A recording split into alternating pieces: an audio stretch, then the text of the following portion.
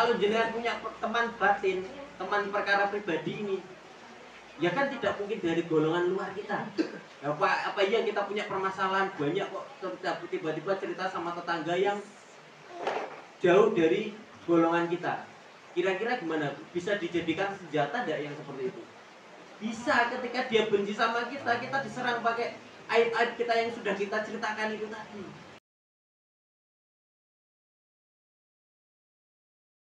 Artinya sebenarnya para tabiin dan dari Rasulullah pun mencontohkan tidak boleh berlaku semenang-menang, artinya dolim dengan di luar Islam seperti itu. Orang-orang yang di luar kalangan kita itu tidak boleh didolimi.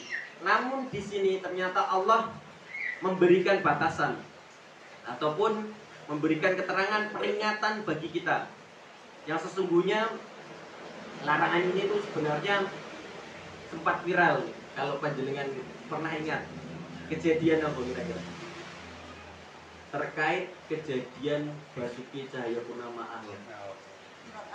Surat Al-Maidah 551. Kan surat kelima ayat 51-nya. Hampir senada dengan ini, namun ketika surat yang ayat 51-nya itu Al-Maidah itu terkait dengan Yahudi dan Nasrani. Itu sudah jelas. Kita dilarang memilih pemimpin atau wali atau teman seperti itu dari golongan Yahudi dan Nasrani. Diksinya yang Al-Maidah seperti itu. Namun di sini dijelaskan sama Allah, diksi yang dimaksud di sini adalah orang-orang munafik. Lebih ke orang-orang munafik karena tidak dispesifikkan Yahudi dan Nasrani. Jadi di situ perbedaannya di situ, dan kita sudah melihat ya luar biasa persatuan umat ini hanya dengan satu ucapan saja seperti itu. Sampai bersatu berbondong-bondong ke Jakarta semua. Itu banyak sekali masa awal. Kan tidak menyangka kita kalau bisa menyatukan umat segitu banyaknya hanya gara-gara Al-Maidah 51. Bahkan ada muncul generasi 554 kan, yang terkenal itu ya. Generasi 554 orang yang bahasanya kalau dicela dia tidak akan terpengaruh, perlakuannya dengan orang muslim itu lembut, dengan orang kafir itu keras, seperti itu kan. Bunyinya di ayat 54 kan seperti itu. Jadi diksi di sini adalah kita itu dilarang berteman. Kalau teman di sini kan mungkin yang dimaksud artinya secara spesifik adalah teman kepercayaan di sini. Tapi sebenarnya teman kepercayaan bukan tidak hanya teman kepercayaan. Teman kepercayaan yang lebih dari itu. Teman kepercayaan di sini adalah kita tidak boleh menceritakan semua rahasia terkait kaum muslimin apapun itu.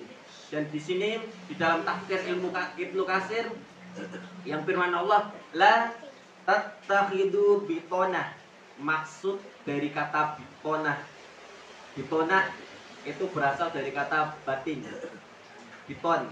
Jadi sifat jamaknya batin. Di situ bitonah berarti teman, batin itu apa kira-kira? Yang sudah mencurhatkan, batin kan kita sesama curhat, memberikan informasi, menceritakan perkara yang batin, yang pribadi, maksudnya seperti itu.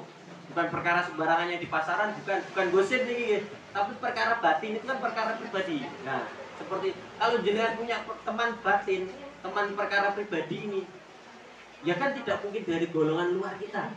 Apa iya kita punya permasalahan banyak kok, tiba-tiba cerita sama tetangga yang jauh dari golongan kita. Kira-kira gimana? Bisa dijadikan senjata tidak yang seperti itu? Bisa. Ketika dia benci sama kita, kita diserang pakai aib-aib kita yang sudah kita ceritakan itu tadi. Nah, tapi kalau kita ceritanya dengan orang-orang muslim, ya minimal suami atau istri kita, ya masa suami atau istri kita tega menghancurkan kita, kan seperti itu. Minimal kan seperti itu. Intinya kalau dari orang kalangan kita akan lebih sayang dengan kita. Itulah yang dimaksud Allah di sini. Ternyata kita tidak boleh menceritakan aib, menceritakan rahasia kaum muslimin yang seperti apa. Contoh misalkan yang ketika mereka punya strategi untuk terkait masalah dakwah, strategi terkait mungkin yang sekarang ini yang lagi gencar peperangan. Lah kalau orang-orang Hamas ini atau Al-Qassam ini teman-temannya orang Yahudi dan Nasrani akrab, ya strateginya kebongkar dong sama Yahudi. Banyak kan intelijen Yahudi yang menyebar di situ sebenarnya. Tapi faktanya serangan tanggal 7 Oktober itu ada nggak yang ketahuan? Tidak ada. Bahkan Nuncel itu tidak pakai handphone sama sekali. Ngomongnya itu bahasanya bahasa mulut aja. Di terowongan lagi ngomongnya, cara nyadapnya gimana? Terowongan sedalam 30 meter, jenengan bisa tidak dengar orang ngomong? Tidak bisa. Makanya serangan 7 Oktober itu tidak akan mudah terdeteksi. Karena itu tadi, mereka tidak punya teman-teman karib, teman batin yang dari golongan di luar mereka. Lah kalau mereka punya kan itu pasti bocor. Tidak jadi nyerangnya. Atau bahkan sebelum nyerang, ya sudah disergap dulu. Nah, itu sampai meluncurkan beribu-ribu roket tanpa ketahuan kan. Nah, coba gimana nyimpen roketnya saja. Jangan nyimpen 1000 roket, kalau tidak ketahuan kan sulit. 1-2 aja barangnya sebesar itu. Dan itu sampai ribuan nyimpan dan diserangkan dalam 1 hari tidak ketahuan. Luar biasanya kan di situ.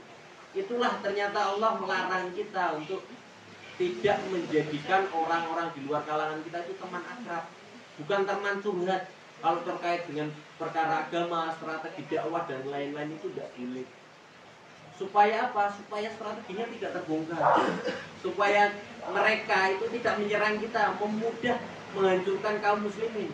Kalau misalkan kita menceritakan aib-aib saudara-saudara kita, suatu saat mereka itu ingin menghancurkan Islam, kita bisa diadu domba. Kok bisa? Iya. Bisa jadi kita yang dijadikan senjata. Oh, kayak tukang cerita kayak Mas Dule kayak sampean dari sampean gini, dari sampean ini. Kita diadu sama orang itu. Bisa enggak? Bisa. Kok bisa? Ya karena kita cerita itu tadi. Ya kan tidak mungkin kalau orang tidak cerita itu tahu kronologisnya seperti apa, karakter teman-teman kita seperti apa, gara-gara cerita kita kan. Embernya kita itu bahasanya yang paling bahaya sebenarnya. Nah, itu yang tidak boleh. Karena ya itu tadi, kita jangan sampai apa yang menghancurkan dari umat Islam kita sendiri. Dan di situ disebutkan oleh Allah, janganlah kalian ambil menjadi teman kepercayaan atau teman batin, teman akrab ataupun teman curhat itu sebagai golongan di luar kalian ataupun memberitakan informasi yang sangat penting terkait agama ini.